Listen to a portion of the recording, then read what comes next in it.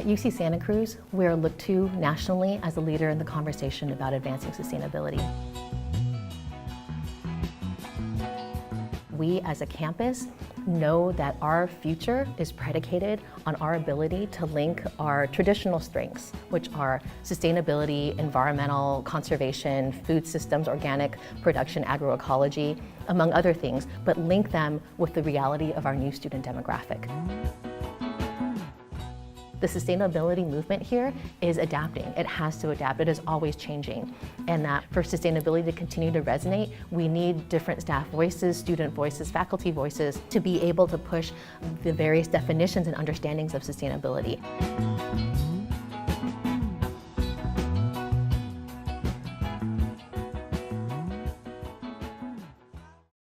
I think sustainability on campus is presumed to be the flows of resources and water and energy here, very simply as almost a sort of a technical issue, that we are more sustainable when we reduce the materials that we send to a landfill, or our energy consumption, or our water consumption. And those are all really critical aspects of sustainability, the way that we actually are in a finite planet. But I also think that sustainability needs to look at processes of social difference and of power hierarchies.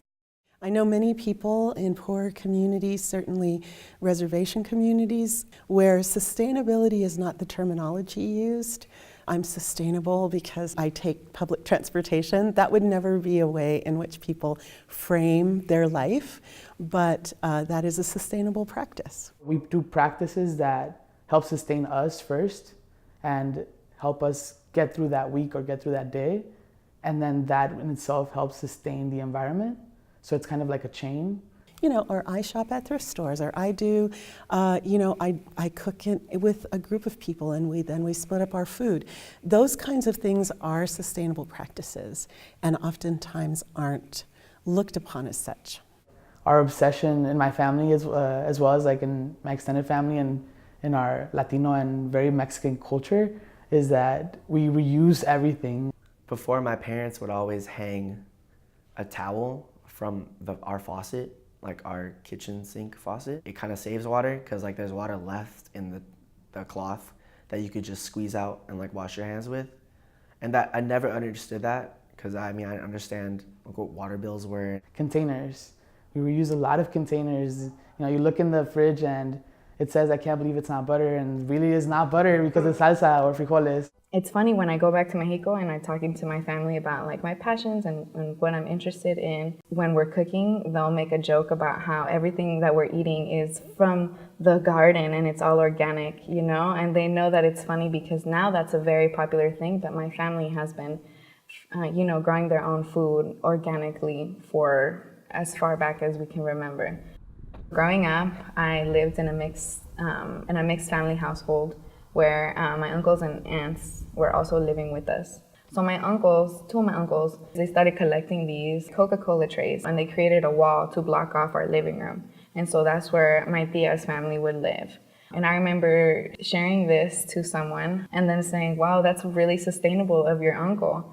When my friend made that comment about how sustainable it was, it reminded me of a moment where my family was not at the best place because we all had to be living in community, not necessarily by choice, but by necessity, right? And our living in such a tiny, close proximity wasn't necessarily to reduce our carbon footprint. Sustainability wasn't a choice, it was resilience. Let's really critically think about sustainability and how it's not just one definition that fits all, but reflects the varying approaches, identities, experiences of our entire UCSC community.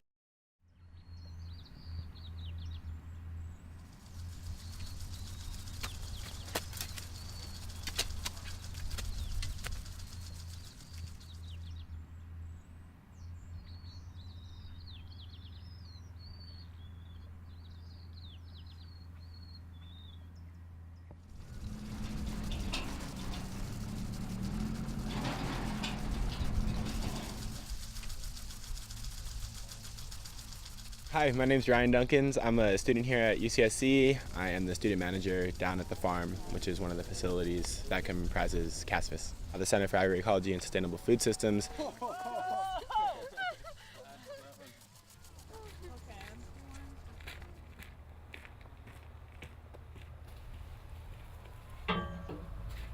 Hey, my name is David. I'm a fourth year undergraduate here at UC Santa Cruz.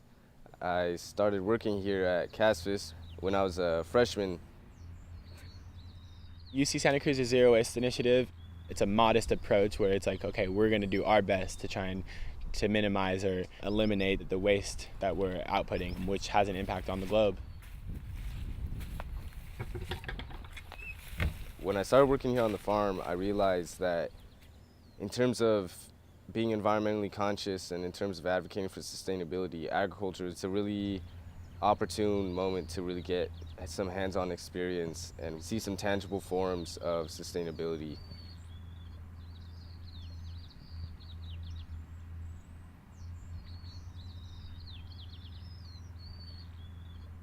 The way that CASFIS is participating in it right now has been happening since the start of the Chadwick Garden here in the 60s, which is basically practicing these ecologically sustainable and socially just methods of food production, not as a way to say that what we're doing here is solving all the issues of waste and climate change and food insecurity, but it definitely is having an impact on that here on the micro level. It's making these sites themselves more ecologically sustainable and resilient, educating the local community about food system issues here around town and around the globe.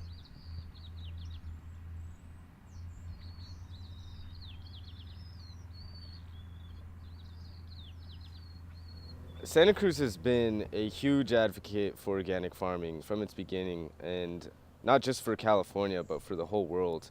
And the UC system has been really key in making instrumental changes in the agricultural system, and we've kind of set the model for agricultural systems all over the world. So when California certified organic farmers began in 1973, they began here in Santa Cruz.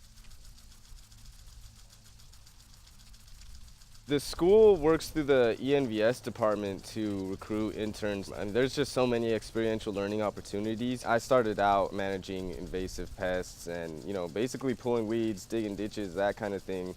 Just over the course of my experience, they gave me more responsibility. So now I'm helping teach the interns, I'm guiding interns and kind of stimulating student engagement and getting other students to find themselves here at the farm like I did. One thing we could definitely use more of is engagement from the student community. We really want to increase the amount of students that know the scope of the activities that take place here and really understand the sense of community that we try to build here on the farm.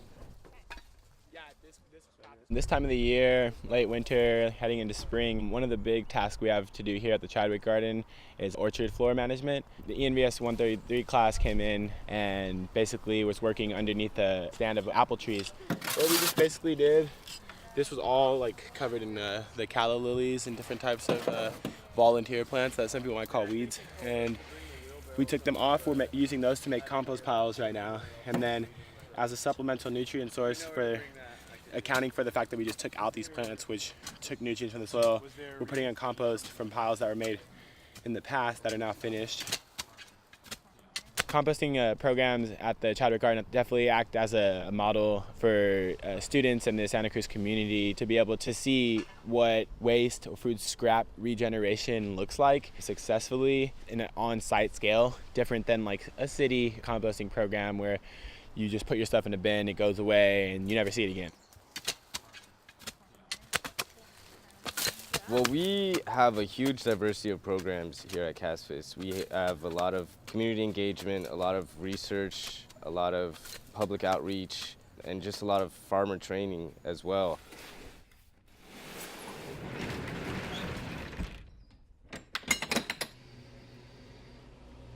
Hi, my name's Alyssa Villies, and I work as a co-chair for the Food Systems Working Group, which is a student group that works with CASFIS and hosts a once-a-week market in the Quarry Plaza.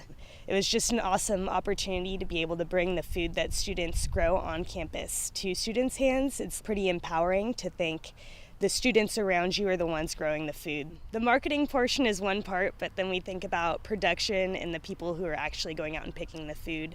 We have an internship, students go out and they learn how to farm, and all that food that they're picking on Tuesdays or Wednesdays is going into the hands of students on Thursdays. We're really trying to cater to all parts of understanding the food system, sustainability, food access, food security, and safety, and also understanding the labor of those who pick the food on the production side. And having our consumers actually know that and understand that is a huge part of why we run the market, is to bring that awareness. Looks really packed, actually. I would get that one. Okay, or that one. Students walking on campus, or staff walking on campus, faculty, community member that came up to use the library or take a bike ride or go mountain biking, sees this farmer's market cart there, can buy produce, buy some fruit, vegetables, something that's in season at that moment that was grown hundreds of feet up or down the hill. Just throw them down to the side. Yeah, so. Another way that Caspis is getting food from the farm into the hands of the UCSC community is through the Farm and Garden to Dining Hall program, which gets produce from the farms and the gardens and delivers it to the various dining halls on campus. It's a long-term goal to be able to supply a majority of the food, but at this point it's not necessarily about providing every single pound of food that the dining hall makes. It's about beginning to spark the idea that that is a possibility. It's kind of a model for what could be. It's a supplement for what is already happening to try and localize and minimize and make obsolete of waste that we have here on campus, and trying to get more towards that closed loop zero system. Yeah.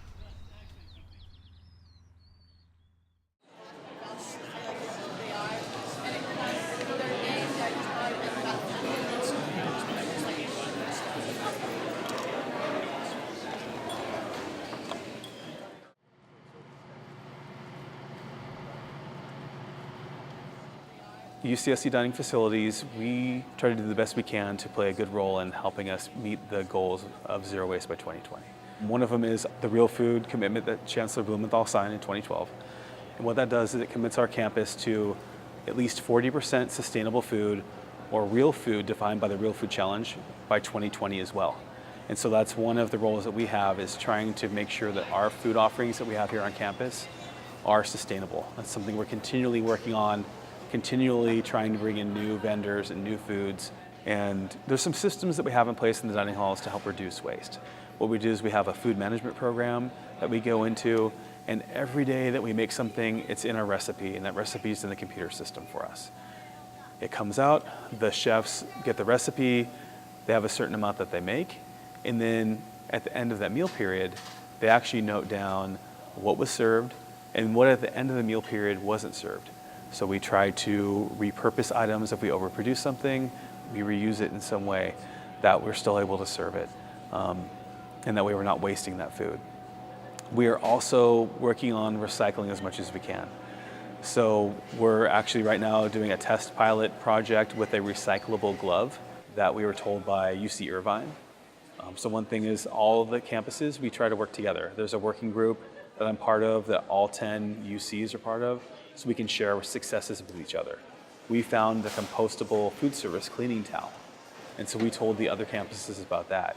Because as one of us learns, right, the other one can then use that.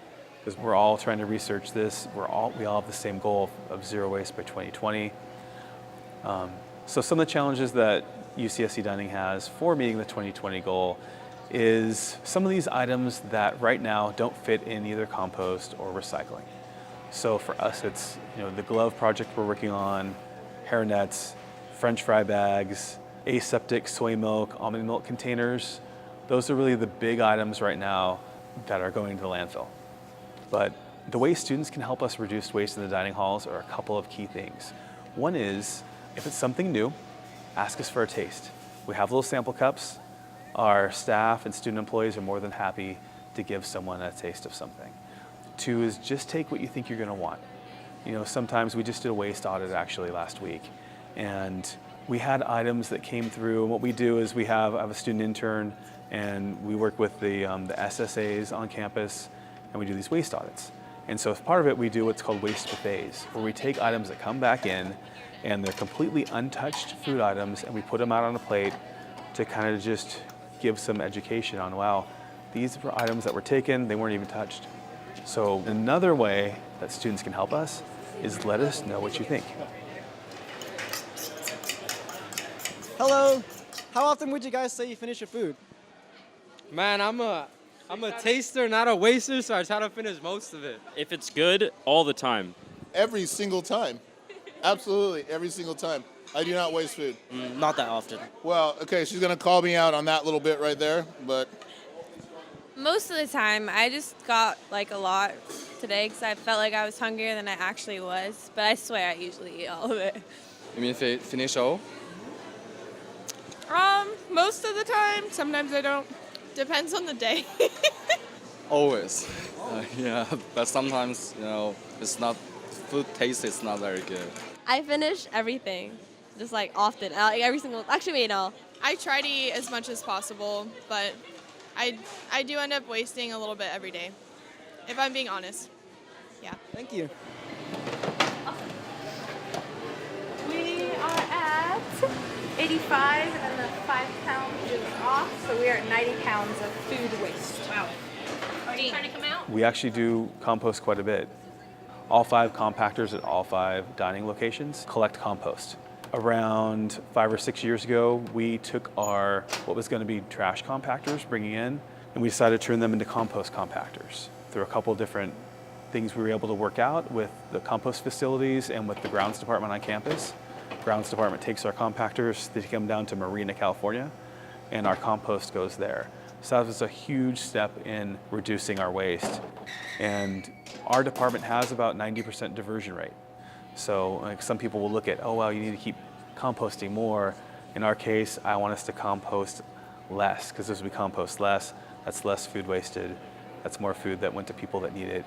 And that's, not using resources that we don't need to, that we're just turning into compost.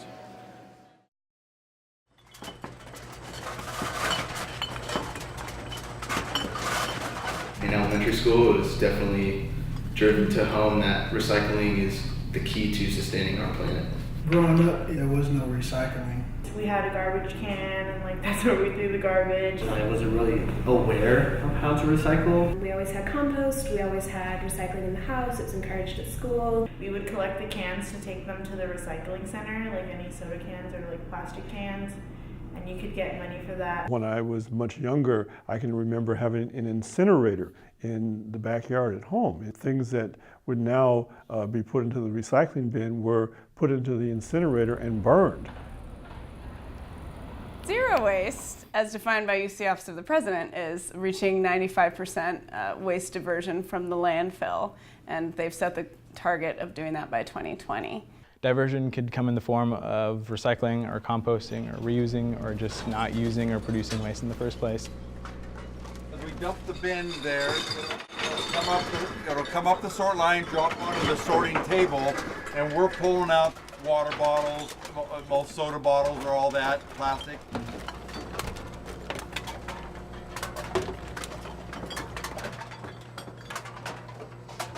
The next one here is the aluminum cans. So they all go into there and it drops down into a can crusher.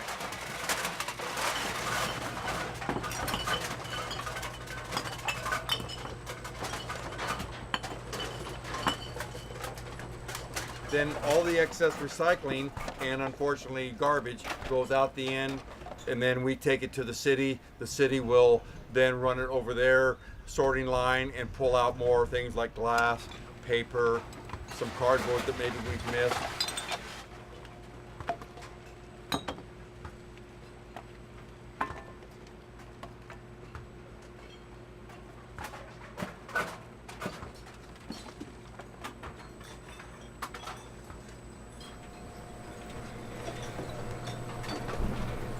The aluminum can probably jumps up to $1,500 per bin.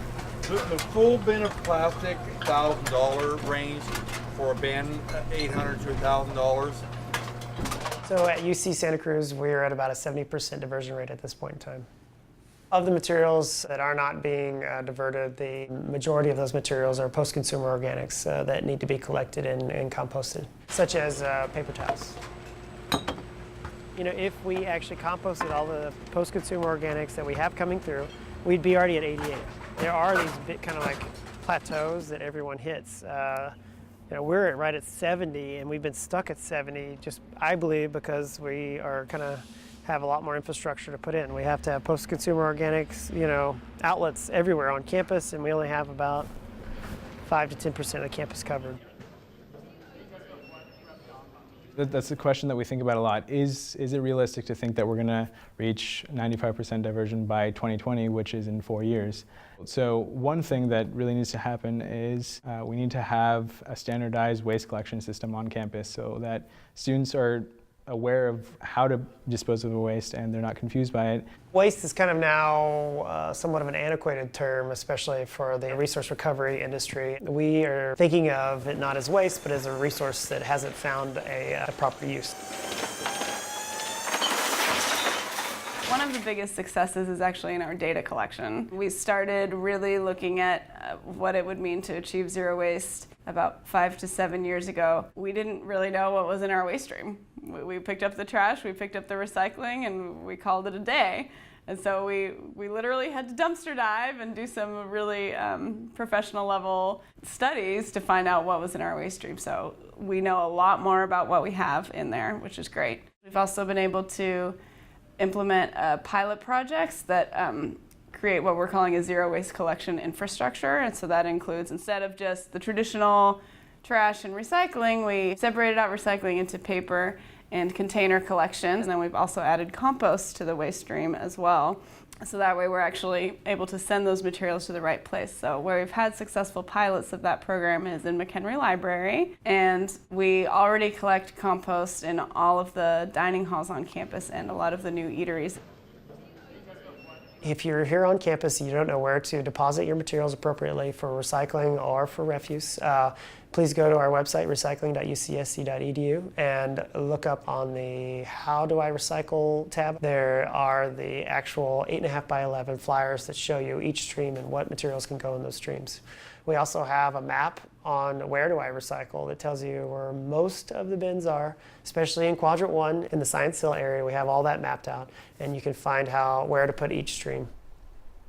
The biggest challenges to continuing to expand that infrastructure are funding, of course, and staffing. Also having a facility to process the compost. It goes all the way to Marina right now, which is about 40 miles south of here. It's a round trip that you have to do in a refuse truck, a large garbage truck that gets very few miles to the gallon, about 5 to 6 when it's full. So it's definitely not ideal, and we've identified land on campus that we could have our own composting facility, and we'll see if we can get that up and running within the next couple of years. And then possibly we could reach zero waste by 2020.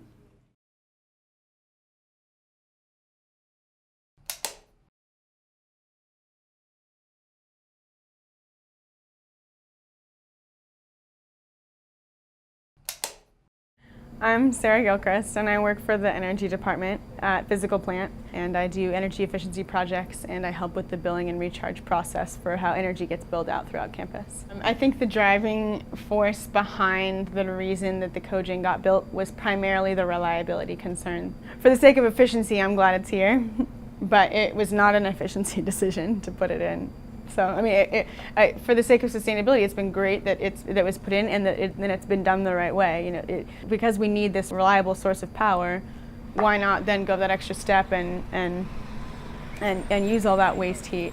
And since it's now available to us locally, if PG&E had the power plant and they were generating the power elsewhere, that heat is so far away from us that it's useless to us. But since we have we wanted to do generation on campus anyway, so why not make it more efficient and capture all that waste heat? One of the things that we do to mitigate our impact is generate power on campus.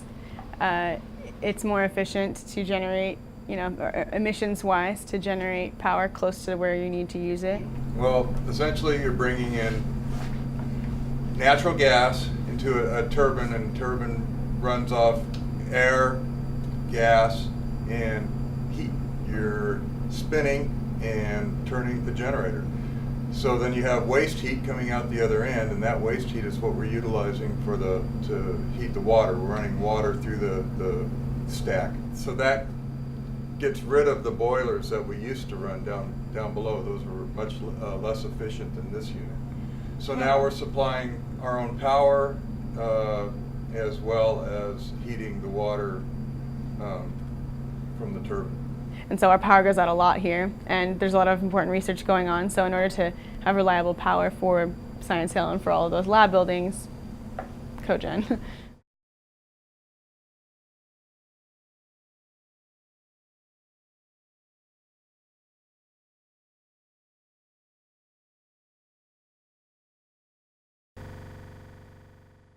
The People of Color Sustainability Collective is a new initiative. It was housed under the Ethnic Resource Centers, but now we're working in partnership with colleges 9 and 10 and the Campus Sustainability Office. Our goal was to find a way that we could provide students of color a place to come together and feel like their experiences, not just feel that their experiences were valid, but know that they were valid and encouraged to think of them as relevant and meaningful and in particular, completely in line with what sustainability and environmentalism speaks to. In working with the People of Color Sustainability Collective, we really challenge what it means to be intersectional and to think intersectionally, both when we're talking about issues of diversity, but also when we're talking about sustainability. So how can we bring the conversations that we have at the Ethnic Resource Centers into that too? And basically what we're trying to do is to broaden the definition of sustainability to being inclusive of different interpretations and different cultural practices of it. It's difficult not to be angry. And I think taking that anger and making and turning it into something really powerful and meaningful is the whole objective for us. If our campus is going to be, you know, the nationwide leader or nationally recognized leader in sustainability, it might be excluding a lot of other people. And as centers that focus on retention, it was really important to address that. And so that's how they decided to create the hashtag POC Sustainability.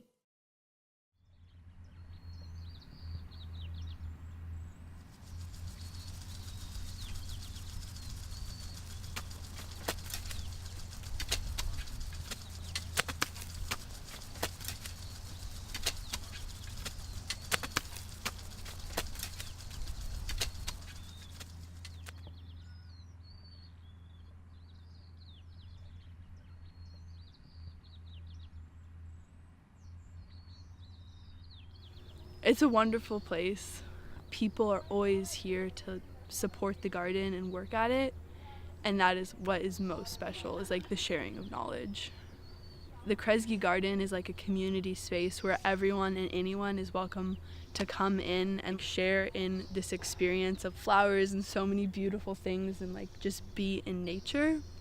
But the co-op is actually a group of students, and it's student run, who come maintain the space on a regular basis. We as the Kresge Garden Co-op are here to grow food and also to grow many other things.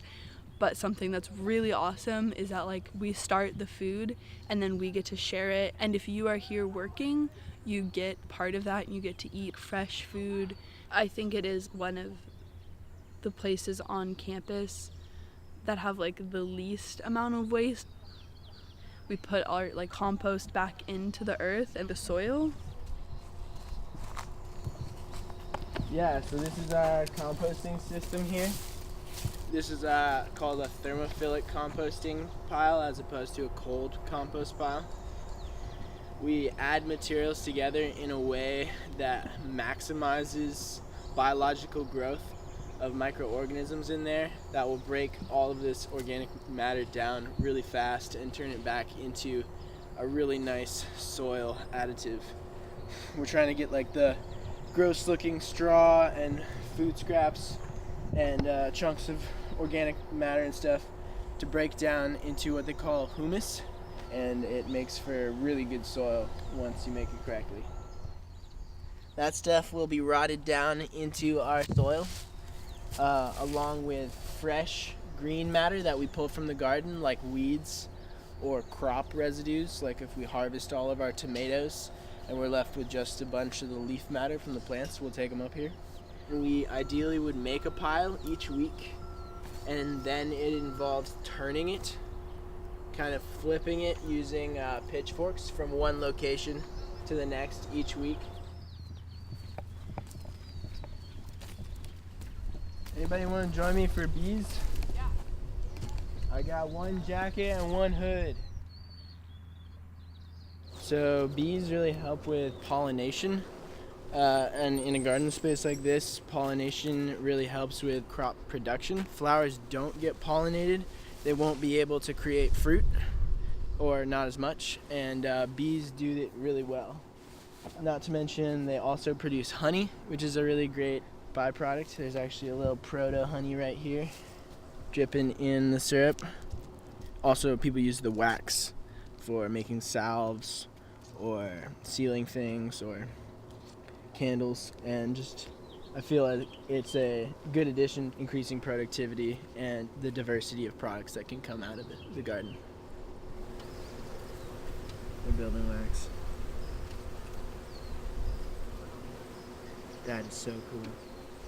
I feel like it's the duty of individual backyard beekeepers to keep small hives that can adapt to each individual location and climate and situation, and provide a network of pollinators for the whole community rather than relying on industrial agriculture and commercial beekeeping for our pollination of our crops. Here at the Kresge Garden and the Kresge Garden Co-op that maintains this space, we really like to present an example of an outdoor educational facility that's also a food forest, as well as a space for just the community to come and hang out. And it's these spaces that really bring us back to our roots and our goals in sustainability of not relying on massive energy and infrastructure use to have an educational space or to be able to produce our foods, but to be able to use what resources we have.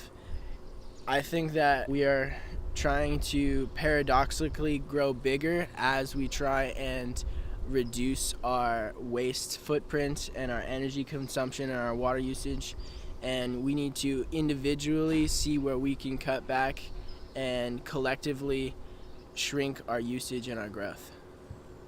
We as students and undergraduates here at the university have access to great resources, including just our connections in our community and in our student body.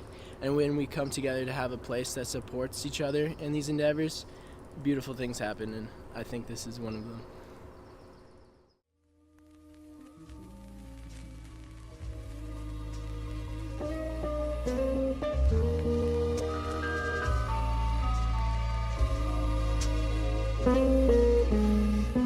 Let this be the last testament. I'm testing in, I'm breaking the barracks. The rest of them is specimen, I'm plainly the rarest. I'm changing the merits, no silver spoon proclaimed to inherit. Still obviously raised by my parents, just a ballin' barca hood kid. Rollin' spark that good shit, 10 to 210 by the 605, hit him with that movement. Crossover by valley, chillin' in the alleys like, yo listen Sally, may I have my money back while I'm buried under tuition. Yo, my intuition don't understand. I try to give you my heart, you try to give me a hand.